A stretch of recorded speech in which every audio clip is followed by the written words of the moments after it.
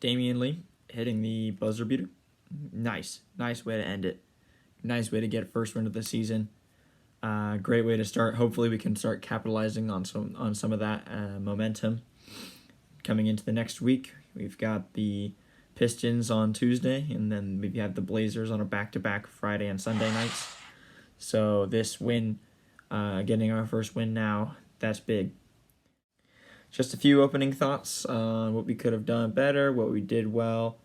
It looked like a lot of the newer guys on the roster they need to keep learning their role. Today we saw that. Pascal had a nice game. Damian Lee obviously hit that buzzer beater. Juan Toscano-Anderson with the start. I don't know how I feel about that. But we're going to get into that more in 1 minute. Right now, just, 2 out of the 3 games we played were against title contenders, legit title contenders. But the Bulls are not a bad team this year. I mean, Levine is their best player, so they definitely have a ceiling. Probably about an 8 or a 7 seed. I don't see them getting any higher than that. But they have a legit team, man. I mean, Wendell Carter Jr. with 20 points and 11-something rebounds. Upwards of 10 rebounds. That wasn't bad. Not a bad game. And Lauri Markkanen with a nice total as well. I think I saw a statistic. It was 3 or 4 Bulls had over 20 points. It's really hard to beat a team when they have that many players with over 20 points. So pretty excited that we were able to pull that off. Steph Curry got a little momentum now finally. First half kind of rocky. 1 for 7, looked like shooting the three-pointer. Ended up with 36 points. So that's nice. That is nice. Wiseman? Rough game. Happens. Rookies, right? I don't read it too much into it. What could he? I mean, he played his butt off the other 2 nights, so he's okay. He can take a bad game. Also, didn't play too much. I noticed Steve Kerr wasn't playing him down the stretch. I really wanted to see him down that stretch in the final minute. We only played 22 minutes this night. He played 25 in the other previous 2, so that must be Kerr taking him out a little bit more. Especially during that final stretch, didn't get any of that action. I guess Damian Lee got the minutes over him. Damian Lee 4 for 7, and 4 for 5 on 3-pointers. That is the contribution that I want to see. Wiggins got another 19 points on 6 for 15. So not the most efficient, but 9 rebounds, 4 assists. Nice, solid. That's what we want to see. Eric Pascal with another 15, 4 for 8 shooting. Not bad from Pascal. I've been kind of low on him. This is my first episode, but I recorded another one yesterday where I totally bashed Pascal. Decided to give it one more game to see if we can get the Warriors to 0-2 or to 1-2. Before I released a video, that way I wouldn't have to be so negative on the first video.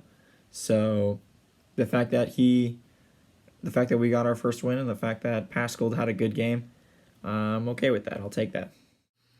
Before I jump into any of the other topics that I had tonight, real quick, Marquise Chris had an injury before the game. Broken leg. I don't know how that happens. Are we the only team that's had 2 season-ending injuries that haven't happened during games? To me, doesn't really move the needle a whole lot. I don't think that Marquise Chris was one of those guys that was going to make or break our success. As this season goes on, I'd proceed Wiseman fill up a lot of the role. Pascal can take some of that role at the power forward. Looney had some big minutes tonight. Don't think that went. Don't think that was appreciated. 8 points, plus minus 12, 4 rebounds, 4 assists. Not a bad showing. Not at all. Juan Toscano-Anderson got the start. I was not expecting that. But you know what? He did not play bad. 5 rebounds. I mean, that's all he got. But if you're going to put somebody in for Draymond, they're going to be the 5th option on the floor.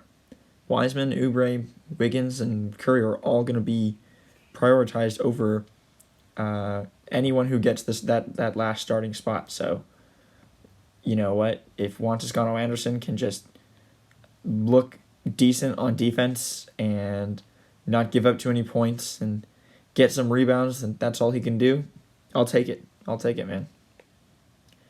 I'd like to see somebody else start. I'd like to see Damion Lee start at least at some point, especially after tonight. I'd like to see maybe a guy like Mulder start or Wanamaker.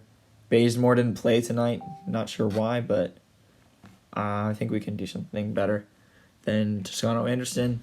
Not a bad night from him, but we know what he is as a player. We know that his production is going to be on the lower end starting spot. That's fine for now, but I'd like to see somebody else take those minutes.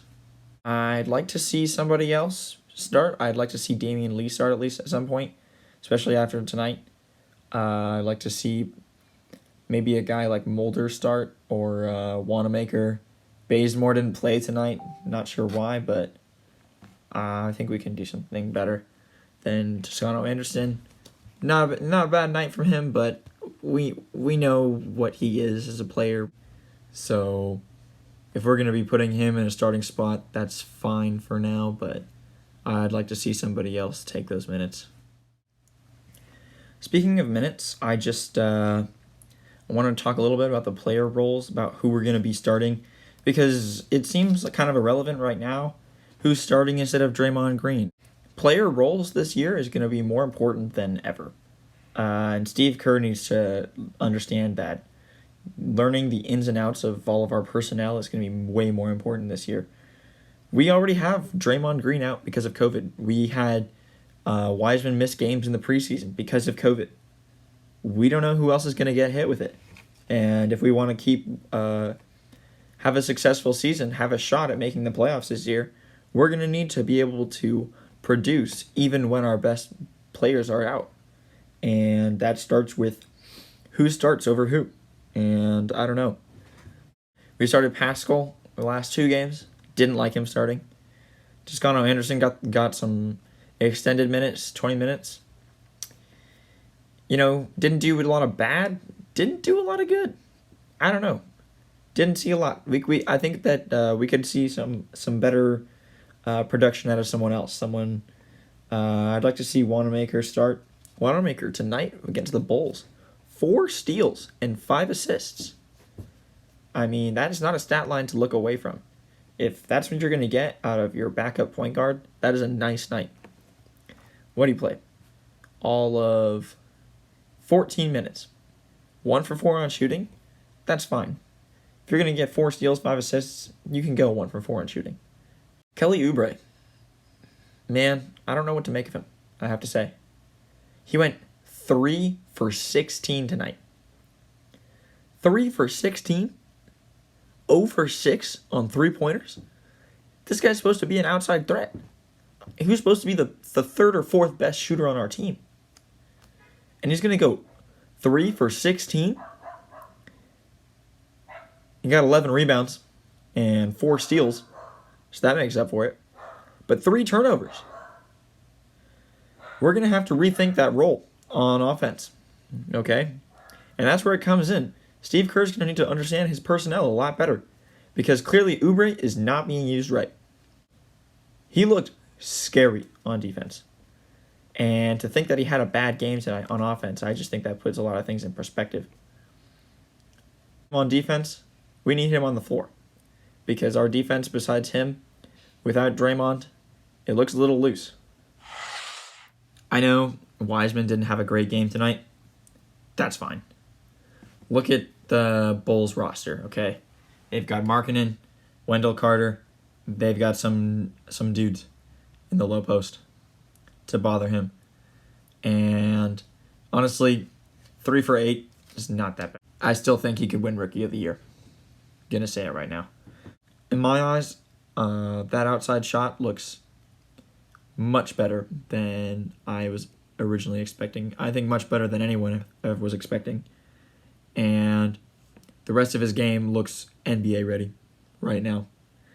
Let's keep in perspective, people, that Wiseman last played extended competitive basketball in high school.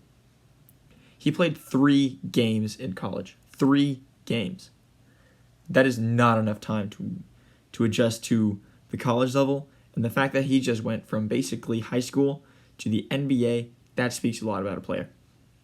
That speaks a lot about his maturity. That speaks a lot about his work ethic.